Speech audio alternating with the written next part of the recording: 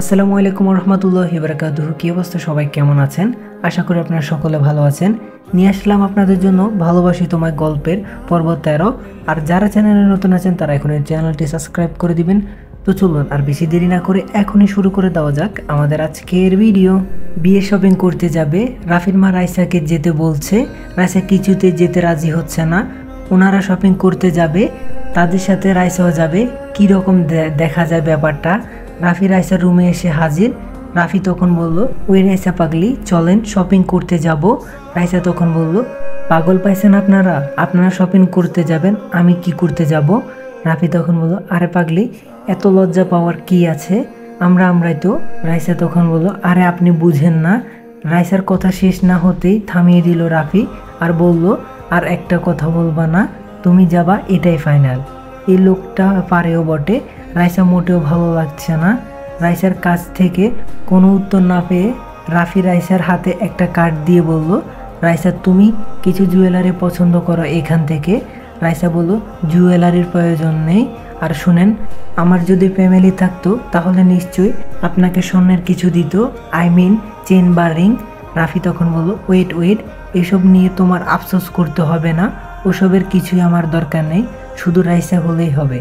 রাইসা তখন বলল, আমার পুরো নামটা বলেন তো। রাফি তখন বলল, ইস, মনে নেই, সেই রাতে বলেছিলে। রাইসা বলল, মনে করেন। মাথা চুলকাচ্ছে রাফি, কিছুতেই মনে পড়ছে না। রাফি তখন বলল, আর একবার বলো, প্রমিস, আমি আর কখনো ভুলবো না। রাইসা তখন বলল, না বলবো না। রাফি বলল, আমার পুরো নাম বলো তো। রাইসা বলল, সাদমান রাফি। আমার মেমোরি এত লস না আপনার মতো। রাফি তখন বলল, তা তো জানি, কিন্তু নামটা আবার বলো না। রাইসা বলল, উম্মে আয়েশা রাইসা। আর যদি কখনো বলেন তাহলে দেখিয়েন কি করি। রাফি তখন বলল, না মহারানী, আর কখনো ভুলবো না। রাইসা বলল, হয়েছে ঢং। রাফি রাইসার দিকে নেশা ভরা চোখে তাকিয়ে আছে। আস্তে আস্তে ওর দিকে এগোচ্ছে। রাইসা পিছনে শেষ পর্যন্ত দেয়ালের সাথে ধাক্কা খেয়ে থেমে যায় রাইসা। আর পিছনে যাওয়া যাবে না। রাফি রাইসার কাছে এসে চোখে চোখ রেখে বলল, পালিয়ে যাবে কোথায়? রাইসা চোখ বন্ধ করে ফেলেছে। রাফি তখন বলল, রাইসা, তুমি যদি চোখ না মেলো তাহলে আমি তোমায় জড়িয়ে ধরবো। রাইসার সাথে সাথে চোখ মেলে তাকাতেই চোখ পড়ে রাফির চোখে। রাফি একদম কাছে চলে এসেছে। নিঃশ্বাস ভারী হয়ে যাচ্ছে রাইসার। রাফি তখন বলল, ভালোবাসি। রাফির মুখে ভালোবাসি কথাটা শুনে রাইসার নিঃশ্বাস আরও ভারী করে তুলে। কারো পায়ের শব্দে রাইসার কাছ থেকে তাড়াতাড়ি সরে দাঁড়ায় রাফি। রাফি পিছন ফিরে দেখে ওর মা দাঁড়ানো আর বলল, আম্মু তুমি? রাফির মা রাফির দিকে এগিয়ে কান টেনে বলল, তোকে আমি সেই কখন পাঠিয়েছি রাইসাকে নিয়ে বিয়ের শপিং করতে যাওয়ার জন্য। ওরা সবাই তোদের জন্য ওয়েট করছে। রাফি আর রাইসা দুজনে লজ্জা পেল। শপিংয়ের কথা ভুলে গিয়েছে রাফি। রাফির মা চায় না রাইসা কোনো কিছুর অভাব বোধ করুক, তাই রাইসাকেও শপিংয়ে নিয়ে যেতে বলেছে, নয়তো একা বাসায় বসে মন খারাপ করে থাকবে। রাফি তখন বলল, আচ্ছা আম্মু, তুমি যাও, আমি আসতেছি। রাফির মা চলে গেল। রাইসা ব্যাগ থেকে কি যেন বের করে রাফির হাতে দিল আর বলল, এইগুলো আপনার। রাফির চোখ কপালে উঠে গেল। স্বর্ণের বাড়ি গলার চেন আর ডায়মন্ডের রিং। রাফি তখন বলল, এগুলো কার রাইসা? রাইসা তখন বলল, আমার বাবা তার মেয়ের জামাইয়ের জন্য বানিয়েছিল। রাফি তখন বলল, তুমি না বললে তোমার বাবা নেই, আর এত দামের ডায়মন্ডের রিং? রাইসা তখন বলল, কিন্তু আপনি বলেছেন আমার ফ্যামিলির সম্পর্কে জানতে চাইবেন না। থেমে যায় রাফি আর বলল, আচ্ছা তোমার রহস্যটা একটু বলবা, কেন আসছো সেই রাতে? রাইসা তখন বলল, আমি এই বিষয় নিয়ে কোনো কথা বলতে ইচ্ছুক না। রাফির মাথায় কিছু যাচ্ছে না। খুব রহস্যময়ী একটা মেয়ে। রাইসার ব্যাগ থেকে সব গহনাগুলো খাটে রাখলো।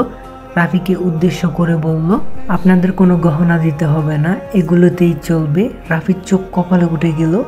সব ডায়মন্ডের গহনা? রাফি তখন বলল, এত গহনা, তাও সব ডায়মন্ডের?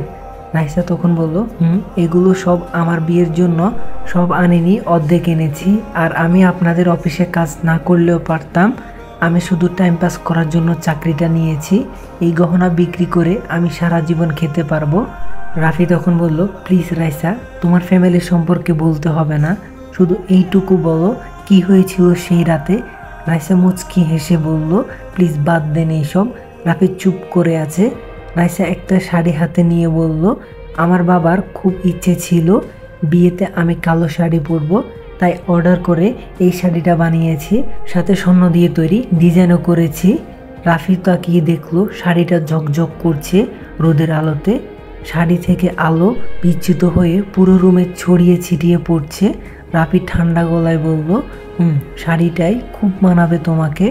রাইসা বলল, আমি চাই এই শাড়িটাই পরবো বিয়েতে। বিয়েতে সবাই লাল বা খয়েরি শাড়ি পরে, এটা একটা চিরচেনা ঐতিহ্য। তবুও রাইসার যখন ইচ্ছে, তাই রাফি বলল, তোমার ইচ্ছে হলে পরবে, কোনো আপত্তি নেই। প্লিজ রাইসা বলো না কেন আসলে সেই রাতে। রাইসার চোখে ছলছল করে উঠে, আর একটু হলে চোখ থেকে পানি গড়িয়ে পড়বে।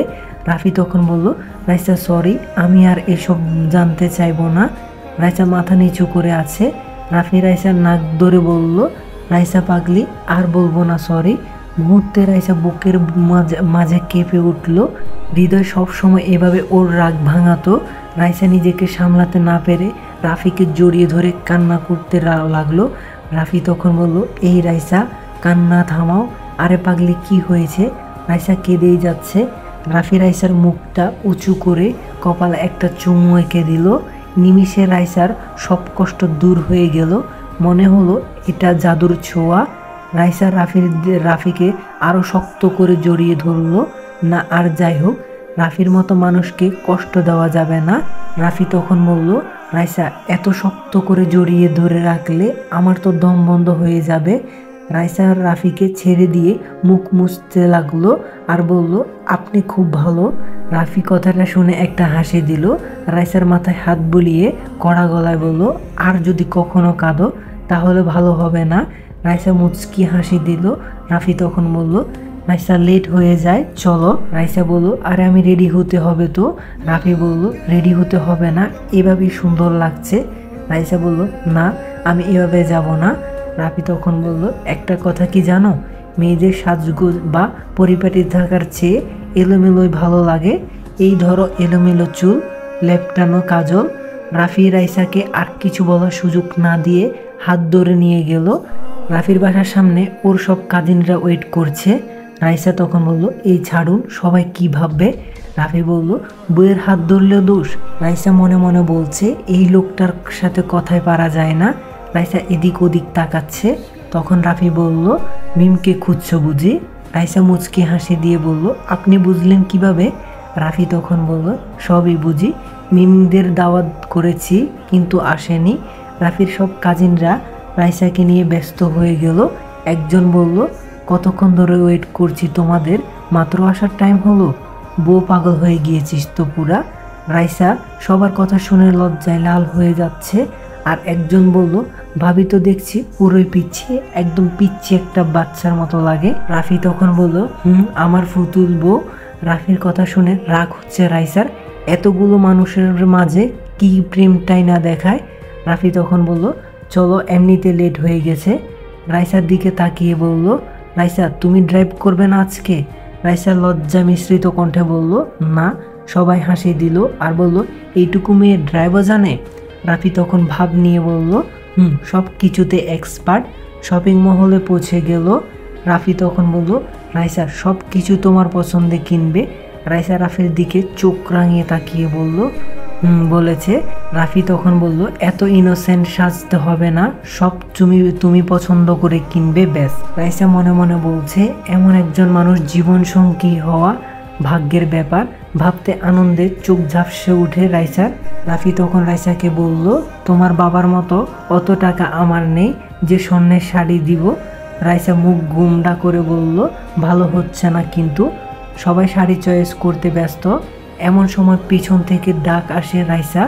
ডাক শুনে রাইসা পেছন ফিরে তাকায়, দেখতে পেল হৃদয়ের বোন। কি বলবে বুঝতে পারছে না। রাফি জিজ্ঞেস করলো মেয়েটাকে। রাইসা বলল, একটু ওয়েট করেন, আমি আসছি।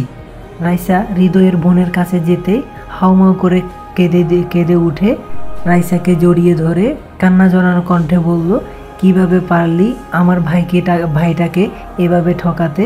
হাসপাতালের বিছানায় শুয়ে মৃত্যুর জন্য প্রহর গুনে এত স্বার্থপর মেয়ে তুই ভাবতেও পারি না, একটাবার দেখতেও গেলি না। রাইসাই কিছু বুঝতে পারছে না।